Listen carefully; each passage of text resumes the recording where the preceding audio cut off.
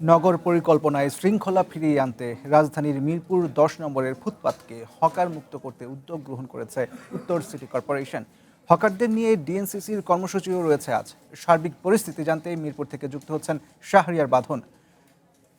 বাঁধন, ডিএনসিসির এই উদ্যোগ কতটা কার্যকর হবে, সাধারণ মানুষ কি বলছে এবং হকারদের মতামত কি আমাদের জানাবেন।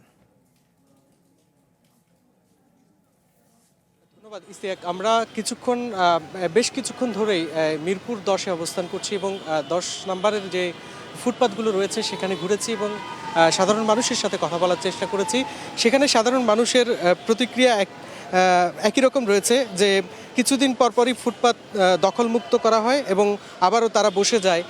তো ব্যবসায়ীদের সিন্ডিকেট কিংবা এই যে ব্যবসায়ীদের এই বসে যাওয়ার মনোভাব কিংবা দৌরাত্ম্য, সেই বিষয়টা স্থায়ী সমাধান খুঁজছে সাধারণ মানুষ এবং নগরবাসী চায় যে এইভাবে কতদিন চলবে যে ফুটপাত দখলমুক্ত হবে আবারও ফুটপাতে বসে যাবে। এই জিনিসটা আসলে জনজীবনে ভোগান্তি চরম পর্যায়ে পৌঁছেছে। এই বিষয়টা নিয়ে তারা বারংবারই আহ্বান জানাচ্ছে যে প্রশাসন এবং সরকার কিংবা সিটি কর্পোরেশনের তারা দৃষ্টি আকর্ষণ করছে যে তারা যেন স্থায়ীভাবে হকারদেরকে হকার মুক্ত করে এবং ফুটপাত থেকে হকারদেরকে তুলে একটা নির্দিষ্ট জায়গায় নিয়ে যায়।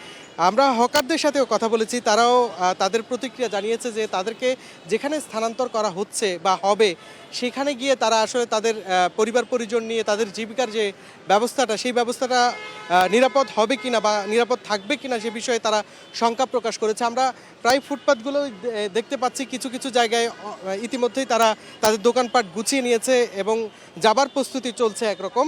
আর কিছু কিছু জায়গায় আবার ফুটপাত এখনও দখলে রয়েছে এবং আজকে বিকালে যে ডিএনসিসির একটি কর্মসূচি রয়েছে যে ফুটপাত দখলমুক্ত করার জন্য যাদের তালিকা করা হয়েছে, বিশেষ করে মিরপুর ১০, সেখানে সেই তালিকায় অন্তর্ভুক্তদের মাঝে আজ থেকেই তাদের ডিএনসিসির যে আইডি কার্ড, তাদের জন্য একটা ডিজিটাল আইডি কার্ড করা হয়েছে যে হকারদের তালিকা তৈরি করে সেই ডিজিটাল আইডি কার্ড তাদের মাঝে হস্তান্তর করবে এবং এই আইডি কার্ডের মাধ্যমে ডিএনসিসির পক্ষ থেকে জানানো হয়েছে যে হকারদের মাঝে যে ব্যবস্থাপনাটা, সেই ব্যবস্থাপনাটা নিশ্চিত করার জন্যই তারা এই ব্যবস্থা গ্রহণ করেছে এবং ডিজিটাল যে পদ্ধতির মাধ্যমে তাদেরকে একটা শৃঙ্খলার মধ্যে নিয়ে আসবে এবং তাদের জন্য দুটি জায়গাও তারা ইতিমধ্যে ডিএনসিসির পক্ষ থেকে নির্ধারণ করা হয়েছে। সেই দুটি জায়গায় হকারদেরকে স্থানান্তর করা হবে এবং তাদের নিয়ে যে চিরস্থায়ী একটা কার্যক্রম বা নগরের ভোগান্তি দূর করার যে কার্যক্রম, সেই কার্যক্রম নিয়ে উত্তর সিটি কর্পোরেশনের এই উদ্যোগ অব্যাহত থাকবে বলে জানায় ডিএনসিসির পক্ষ থেকে।